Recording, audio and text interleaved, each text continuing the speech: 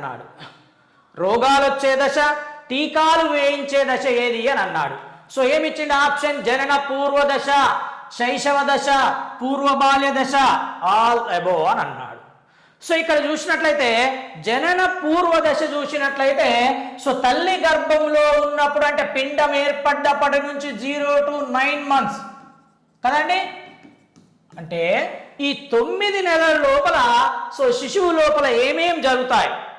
9 నెలల లోపల ఎలిజబెత్ అర్లాక్ ప్రకారం మళ్ళీ అందులో దశలు ఉంటాయి, అది వేరు విషయం.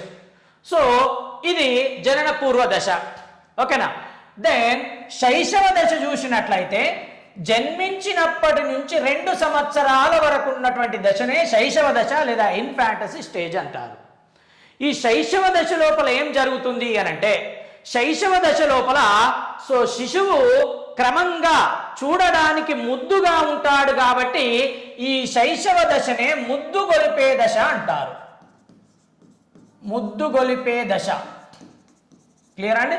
ముద్దు గొలిపే దశ అనే పేరుతో పిలుస్తారు.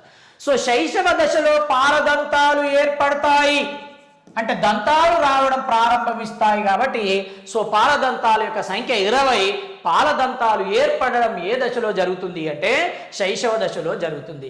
జ్ఞానేంద్రియ వికాసము జరుగుతుంది శైశవ దశలో. జ్ఞానేంద్రియ వికాసము, సో జ్ఞానేంద్రియాల వికాసం జరగడం వల్ల సో తల్లిని గుర్తించగలుగుతాడు, సో వస్తువును గుర్తించగలుగుతాడు, రంగును గుర్తించగలుగుతాడు. కాబట్టి సో జ్ఞానేంద్రియాల వికాసం జరుగుతుంది, ఓకేనా. దెన్ అదే విధంగా 3 నెలల వయసులోనే ఏం చేస్తాడంటే తన తల్లిని గుర్తించడం మొదలుకుంటుంది, ఓకేనా. సో 4 నెలల నుండి సో తన తల్లిని తర్వాత ఇతరులను గుర్తించే సామర్థ్యము శైశవ దశ లోపల ఉంటుంది. దెన్ అంతేకాకుండా సో ఈ దశనే ముద్దు గొలిపే దశ లేదా పాలబుగ్గల దశ అంటారు. దెన్ ఇంపార్టెంట్ చూడండి, శైశవ దశ లోపల ఎక్కువగా వ్యాధి నిరోధక శక్తి ఉండదు. సో ఏమంటున్నా, వ్యాధి నిరోధక శక్తి తక్కువ. వ్యాధి నిరోధక శక్తి ఇమ్యూనిటీ పవర్ తక్కువగా ఉంటుంది కాబట్టి వ్యాధి నిరోధక శక్తి తక్కువగా ఉండడం వల్ల రోగాలు ఎక్కువగా వచ్చే అవకాశం ఉంటుంది కాబట్టి శైశవ దశనే రోగాలు వచ్చే దశ అంటారు. సో ఈ ఏజ్లో అనేక రకాల టీకాలు BCG కానీ TT కానీ సో ఇలా టీకాలు వేయిస్తూ ఉంటారు కాబట్టి టీకాలు వేయించే దశ, రోగాలు వచ్చే దశ ఏంటిది అంటే శైశవ దశ. దే సో ఆన్సర్ ఏమవుతుందంటే ఈ 5th క్వశ్చన్కు శైశవ దశ ఈజ్ రైట్ ఆన్సర్ అవుతుంది. ఇక పూర్వ బాల్య దశ లోపల చూసినట్లయితే దీన్నే పూర్వ ముఠా దశ అంటారు, పాఠశాల దశ అంటారు, వాగుడుకాయ దశ అని అంటారు. ఎక్కువగా మాట్లాడుతూ ఉన్నాడు కాబట్టి సో వాగుడుకాయ దశ అన్న, పూర్వ ముఠా దశ అన్న, పాఠశాల దశ అన్న ఏంటిది అంటే పూర్వ బాల్య దశ. ఈ పూర్వ బాల్య దశ ఎప్పటి నుంచి 2 సంవత్సరాల నుంచి 6 సంవత్సరాల వరకు ఉంటుందండి. సో ఈ క్వశ్చన్కి ఆన్సర్ ఏమవుతుంది అంటే so B is right answer అవుతుంది. ద నెక్స్ట్ క్వశ్చన్, పియాజే ప్రకారం పిల్లలు బాయ్ బాయ్ చెప్పడము, టాటా చెప్పడము, పెద్దలు మాట్లాడే తీరును అనుకరించడము ఈ దశకు చెందుతారు అని అన్నాడు. క్లియర్ అండి? సో ఏమన్నాడు, పిల్లలు చెప్పే అంటే పియాజే ప్రకారం బాయ్ బాయ్ టాటా చెప్పడం ఏ దశలో జరుగుతుంది అని అన్నాడు. సో పియాజే ప్రకారం 4 దశలు ఉంటాయి అని మనకు తెలుసు. ఇంద్రియ చాలక దశ, పూర్వ ప్రచాలక దశ, మూర్త ప్రచాలక దశ, అమూర్త ప్రచాలక దశ. దెన్ సో ఇంద్రియ చాలక దశను చూసినట్లయితే ఇంద్రియ చాలక దశ లోపల ఏం జరుగుతుంది అని అంటే శిశువు రంగులను గుర్తించగలుగుతాడు, పరిసరాలలోని వ్యక్తులను గుర్తించగలుగుతాడు, ఆ పరిసరాలలో ఉన్నటువంటి వ్యక్తులు అనుసరించినటువంటి తీరును గుర్తించగలుగుతాడు ఇంద్రియ చాలక దశ లోపల, ఓకేనా. సో ఈ దశలో వస్తు స్థిరత్వ భావన ఏర్పడుతుంది. ఏమన్నా అండి, వస్తు స్థిరత్వ భావన. ఏంటిది వస్తు స్థిరత్వ భావన అంటే వస్తువు పోయినప్పటికీ కూడా ఎక్కడో ఒక దగ్గర వస్తువు ఉంటుంది అని అంటాడు. సో వస్తువు కనిపించినప్పుడు వస్తువు ఎటు పోలేదు, ఏదో ఒక ప్లేస్ లోపల ఖచ్చితంగా ఉన్నది అని చెప్పేది ఏంటిది అంటే వస్తు స్థిరత్వ భావన.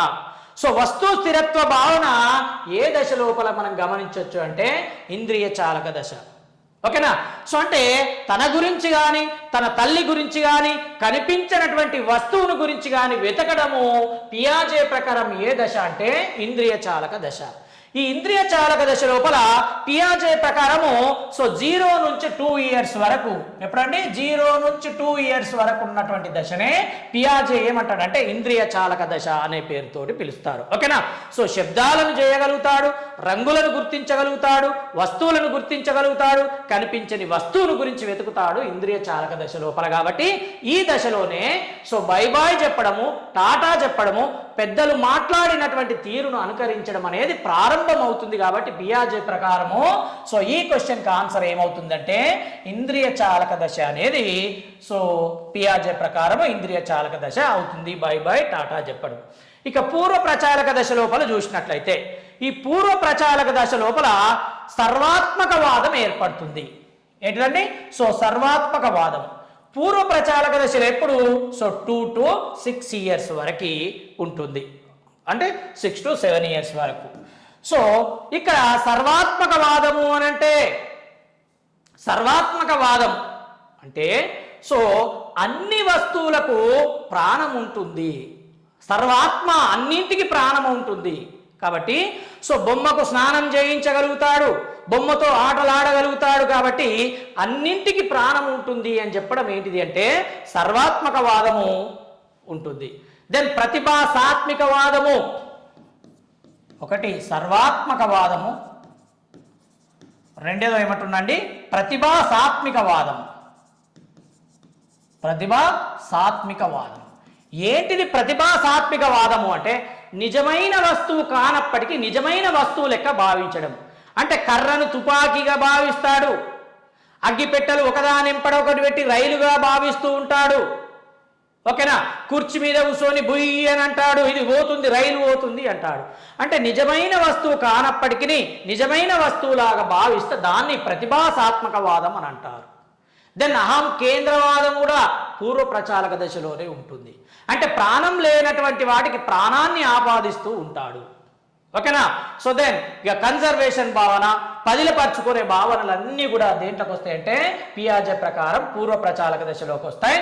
దెన్ మూర్త ప్రచాలక దశ చూసినట్లయితే సో ఇక్కడ ఎక్కడో పెట్టినటువంటి అంటే మూర్త ప్రచాలక దశ తర్కంతో కూడినటువంటి ఆలోచనలు ఉంటాయి. సో ముగ్గురిని నిలబెట్టినప్పుడు ఎవరెత్తు ఉన్నారు అంటే ముగ్గురిని చూసి చెప్పగలుగుతాడు, కానీ వాళ్ళు లేనప్పుడు సో ఎవరు ఎత్తు ఉన్నారో ఆ సీతనా లేకపోతే రమ్యనా ఎత్తు ఉన్నది అని అన్నప్పుడు వాళ్ళు చెప్పలేకపోతాడు. ఏ దశలో అంటే మూర్త ప్రచాలక దశలో. దాని అమూర్త ప్రచాలక దశ లోపల అమూర్తంగా ఆలోచిస్తాడు, ప్రజాస్వామ్యం గురించి తెలుసుకుంటాడు, రాజ్యాంగం గురించి తెలుసుకోగలుగుతాడు, అదేవిధంగా సో జనాభా పెరుగుతే నష్టాలను తెలుసుకోగలుగుతాడు, పంట దిగుబడి తగ్గిపోవడానికి గల కారణాలన్నింటినీ అన్వేషిస్తే దాన్ని ఏమంటున్నామంటే అమూర్త ప్రచాలక దశ అంటారు. క్లియర్ అండి? కాబట్టి ఇప్పుడు ఈ క్వశ్చన్కి ఆన్సర్ ఏమవుతుందంటే ఇంద్రియ చాలక దశ రైట్ ఆన్సర్ అవుతుంది. సో ఇంద్రియ చాలక దశ 0 to 2 ఇయర్స్ వరకు ఉంటే 2 to ఇది 7 ఇయర్స్ వరకు ఉంటుంది, ఇది 7 to 11 ఇయర్స్ వరకు ఉంటుంది. 11 ఎబో అమూర్త ప్రచాలక దశ ఎవరి ప్రకారం అంటే పియాజే ప్రకారం. ఓకే అండి, thank you one and all.